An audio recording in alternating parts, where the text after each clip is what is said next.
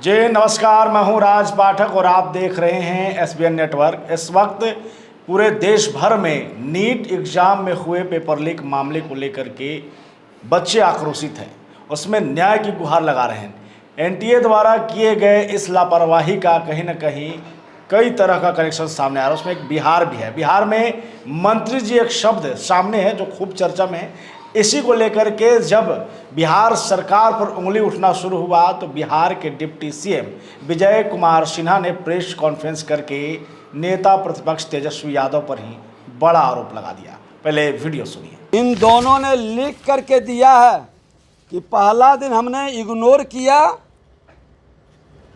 ये प्रीतम कुमार यहीं पर PS थे जब ये मंत्री विभाग के थे तेजस्वी यादव जी और इसीलिए वो मंत्री शब्द का वहाँ उपयोग करवा लिए। दोनों का पत्र है, दोनों ने लिख के दिया है कि ये पहला दिन हमने इग्नोर किया, दूसरा दिन फिर फ़ोन 2-3 बार किए तो हमने उसको बोल दिया बुक करने के लिए। लेकिन मज़े की बात है कि आवंटन लेटर नहीं निकला और लोग वहाँ पर रुक रहे थे। मैं आपको बता दूं कि ये जो प्रीतम कुमार इस विभाग में काफ़ी दिन तक रहे हैं और उनका प्रभाव यहाँ पर है। वीडियो में साफ तौर पे नेता प्रतिपक्ष पर आरोप लगाते हुए डिप्टी CM विजय सिन्हा ने कहीं ना कहीं कहा है कि इस नीट परीक्षा के एग्ज़ाम में हुए धांधली में कहीं ना कहीं बिहार का कनेक्शन है और नेता प्रतिपक्ष का उसमें हाथ है। इन तमाम चीज़ों पर जानकारी के लिए हमारे साथ में सीनियर जर्नलिस्ट विपुल जी हैं। कैसे देख रहे इस पूरे मामले को?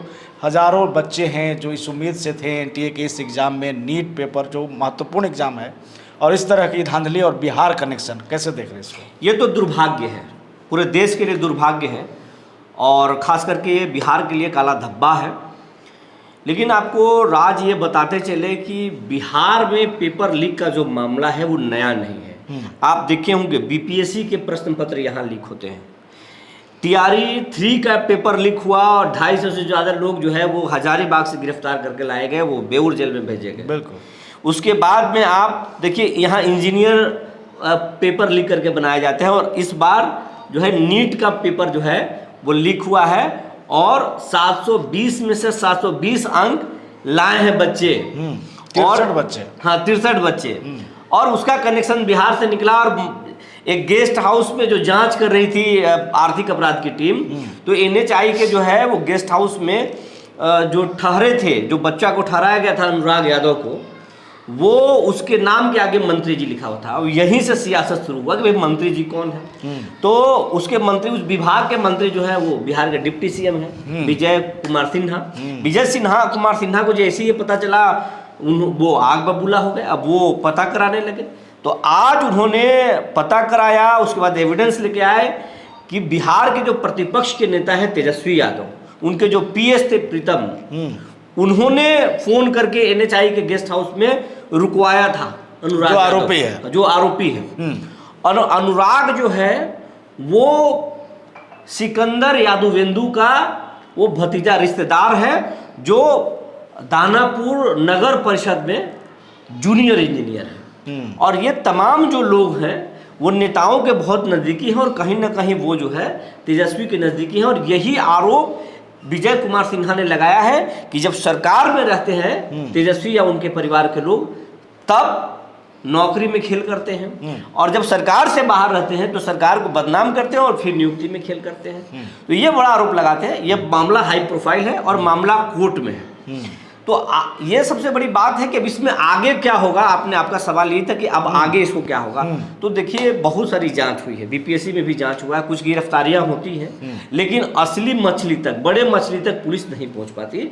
उम्मीद है इस बार देखिए पहुंच जाए तो बहुत बड़ी बात है। आर्थिक अपराध इकाई की टीम वहां तक पहुंच जाए बहुत बड़ी बात है, लेकिन कुछ लोग पकड़े जाएंगे, अभ्यर्थी पकड़े जाएंगे, लेकिन क्या बड़े लोग। जी इसमें एक सवाल ये है कि बिहार ने जो है ईओयू ने पहले ही कुछ लोगों को गिरफ्तार किया था नीट पेपर मामले में। जब एग्जाम हुआ था उस समय ये चर्चा तेज हो गई थी कि ये पेपर जो है लीक हो गया है, लेकिन हालांकि इसके लिए एनटीए ने इस पर इनकार कर दिया था और वो मामला चुनावी था क्योंकि चुनाव इलेक्शन थे। और जब रिजल्ट आया वो ठीक 4 जून को आया था, जिस दिन लोकसभा का निर्णय आ रहा था।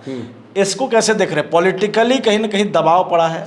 बिल्कुल, जो आर्थिक अपराध इकाई की जो टीम थी उसको मालूम हो चुका था जांच में कि इसमें बड़े बड़े लोग हैं, मामला पॉलिटिकल है, तो चुनाव पे असर पड़ता। तो आर्थिक अपराध इकाई की टीम भी कुछ दिन तक ठंडे बस्ते में केस को डाल दिया और एनटीए भी रिजल्ट जो है वो समय से डिले करके लाया।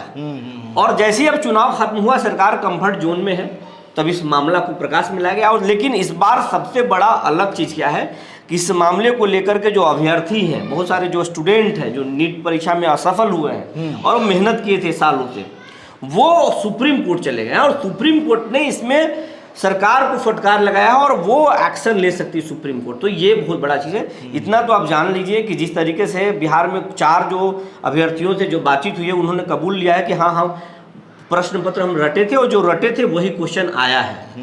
तो ये तमाम चीज को सुप्रीम कोर्ट में अब जाएगा, आर्थिक अपराध इकाई की टीम से मांग किया जाएगा और अब परीक्षा रद्द होगी, ये बात है। लेकिन आगे इस तरह की घटनाएं नहीं होंगे ये कहना बड़ा मुश्किल है, क्योंकि प्रश्न पत्र लीक बिहार में, यूपी में और आप राजस्थान में देखेंगे तो ये आम बात है, आम बात हो गया है। जिसे आपको जानकारी है कि नीट पेपर लीक मामले में अब बिहार कनेक्शन भी सामने आ गया। और जब बिहार सरकार के डिप्टी सीएम जो है विजय सिन्हा ने नेता प्रतिपक्ष पर एक बड़ा आरोप लगाया है, तो साफ जाहिर है कि ये कोई ऑर्डिनरी मामला नहीं है, हाई प्रोफाइल मामला है। और इसमें कई ऐसे उजले चेहरे हैं, उजले कपड़े वाले सफ़ेद पोश जो चेहरे हैं वो अब बेनकाब होंगे और उस पर कहीं ना कहीं सुप्रीम कोर्ट की भी नज़र होगी। अब लोग जो है अब ये उम्मीद लगाया जाए कि प्रतिपक्ष के नेता जो तेजस्वी यादव हैं पर जो गंभीर आरोप लगाया है वो भी एविडेंस के साथ आएंगे और सरकार की घेरने की कोशिश करेंगे। तो अब आप देख सकते हैं सत्ता और विपक्ष दोनों इस मसले पर बिहार में भिड़ने वाली है। मतलब कि नीट पेपर मामले में अब बिहार में सियासत तो शुरू होने वाला है।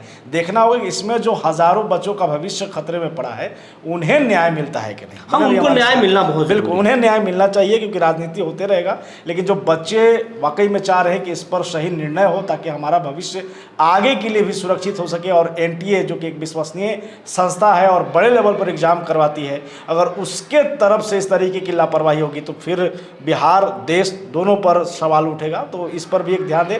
सुप्रीम कोर्ट ने हालांकि इस मामले में संज्ञान ले लिया है, देखना होगा कि उसका एक्शन क्या होता है। बने रहिए हमारे साथ, देखते रहिए हमारा एक खास करके।